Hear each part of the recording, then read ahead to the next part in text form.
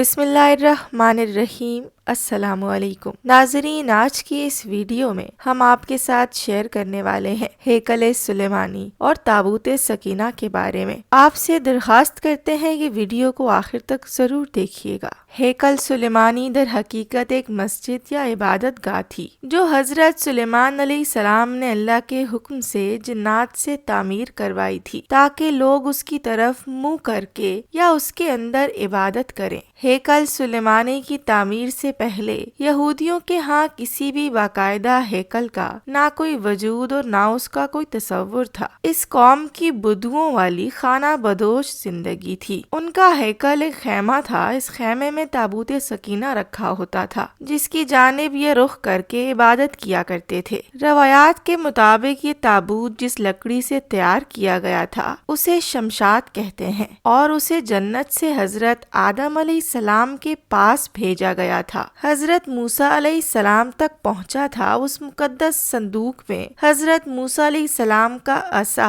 من و سلوہ اور دیگر انبیاء کی یادگاریں تھیں۔ یہودی اس تابوت کی برکت سے ہر مصیبت پریشانی کا حل لیا کرتے تھے۔ مختلف اقوام کے ساتھ جنگوں کے دوران اس صندوق کو لشکر کے آگے رکھا کرتے، اس کی برکت سے دشمن پر فتح پایا کرتے۔ جب حضرت داؤد علیہ السلام کو بادشاہت عطا ہوئی تو آپ نے اپنے لیے ایک باقاعدہ محل تعمیر کروایا۔ ایک دن ان کے ذہن میں خیال آیا کہ میں خود تو محل میں رہتا ہوں جبکہ تابوت سکینہ آج بھی خیمے میں رکھا ہوا ہے۔ یہ بائبل کی روایات میں موجود ہے۔ بادشاہ نے کہا، میں تو دیودار کی شاندار لکڑی سے بنے ہوئے ایک محل میں رہتا ہوں مگر اللہ تعالیٰ کا تابوت ایک خیمے میں پڑا ہوا ہے۔ چنانچہ آپ نے ہیکل کی تعمیر کا ارادہ کیا اور اس کے لیے ایک جگہ کا تعین کیا گیا۔ ماہرین نے آپ کو مشورہ دیا کہ اس ہیکل کی تعمیر آپ کے دور میں ناممکن ہے، آپ اس کا ذمہ اپنے بیٹے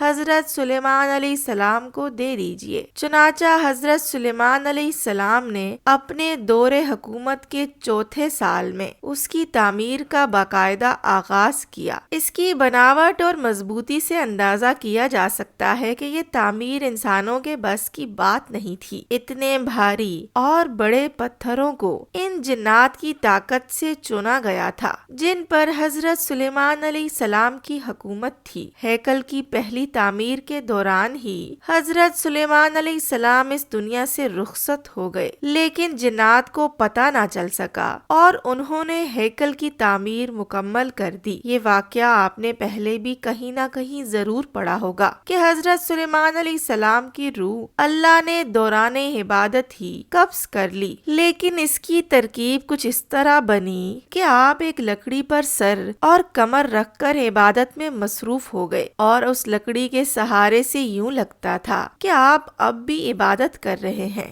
جبکہ آپ کا انتقال ہو چکا تھا۔ بہرحال یہ ہیکل یا مسجد بہت عالیشان اور وسیع و عریض تعمیر کی گئی تھی۔ حضرت سلیمان علیہ السلام کی وفات کے بعد اس میں 3 حصے کر دیے گئے۔ بیرونی حصے میں عام لوگ عبادت کیا کرتے، اس سے اگلے حصے میں علماء جو کہ انبیاء کی اولاد میں سے ہوتے ان کی عبادت کی جگہ تھی۔ اس سے اگلے حصے میں جسے انتہائی مقدس سمجھا جاتا تھا اس میں تابوت سکینہ رکھا گیا۔ اس حصے میں کسی کو بھی داخل ہونے کی اجازت نہیں تھی سوائے سب سے بڑے عالم۔ وقت گزرتا رہا، اس دوران بنی اسرائیل میں پیغمبر مبعوث ہوتے رہے۔ یہ قوم بد سے بدتر ہوتی رہی۔ یہ کسی بھی طرح اپنے گناہوں سے توبہ تائب ہونے یا ان کو ترک کرنے کے لیے تیار نہیں تھے۔ یہ ایک جانب عبادتیں کیا کرتے، دوسری جانب اللہ کے احکام کی صریح خلاف ورزی بھی کرتے تھے۔ ان کی اس دگلی روش سے اللہ پاک ناراض ہو گیا۔ ان کے پاس ایک بہت بڑی تعداد میں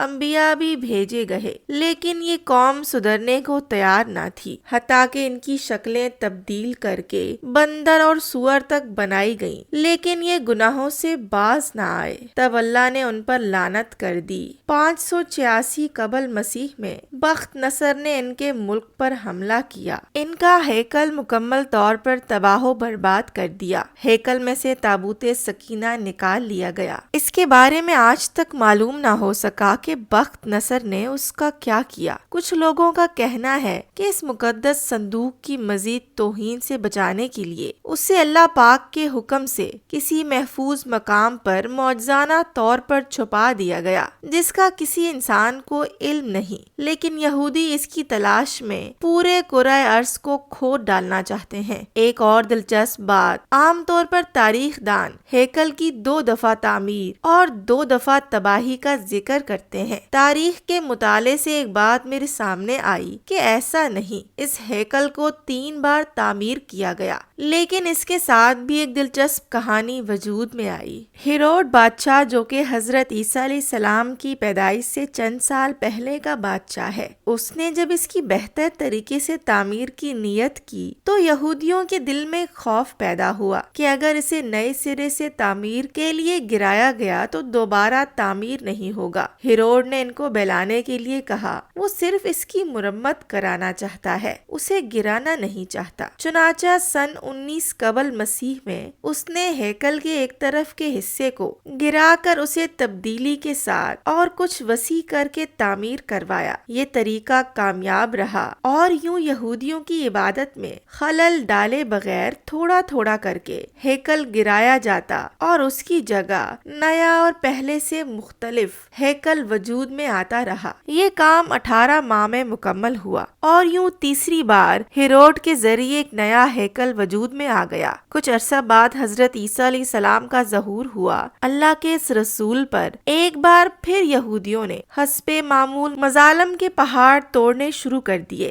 دراصل وہ اپنے مسیحا کے منتظر تھے جو دوبارہ آ کر ان کو پہلے جیسی شان و شوکت عطا کرتا۔ حضرت عیسیٰ علیہ السلام کے مصلوب ہونے کا واقعہ پیش آیا۔ آپ کے مصلوب ہونے کے 70 سال بعد ایک بار پھر یہودیوں پر اللہ کا عذاب نازل ہوا۔ اس بار اس عذاب کا نام ٹائٹس تھا۔ یہ رومی جرنیل بابل کے بادشاہ بخت نصر سے بھی زیادہ ظالم ثابت ہوا۔ اس نے ایک دن میں لاکھوں یہودیوں کو تہہ تیغ کر ڈالا۔ اس نے ہیروڈ کے بنائے ہوئے عظیم الشان ہیکل کی اینٹ سے اینٹ بجا دی اور یہودیوں کو ہمیشہ کے لیے یروشلم سے نکال کر باہر کیا۔ یہودی پوری دنیا میں بکھر کر اور رسوا ہو کر رہ گئے۔ کم و بیش 18 سے 1900 سال تک بھٹکنے کے بعد برطانیہ نے جب فلسطین پر قبضہ کیا تو ساتھ ہی ایک ناجائز بچے اسرائیل کو فلسطین میں جنم دے دیا اور یوں صدیوں سے دھکے کھانے والی قوم کو ایک بار پھر اس ملک اسرائیل میں اکٹھے ہونے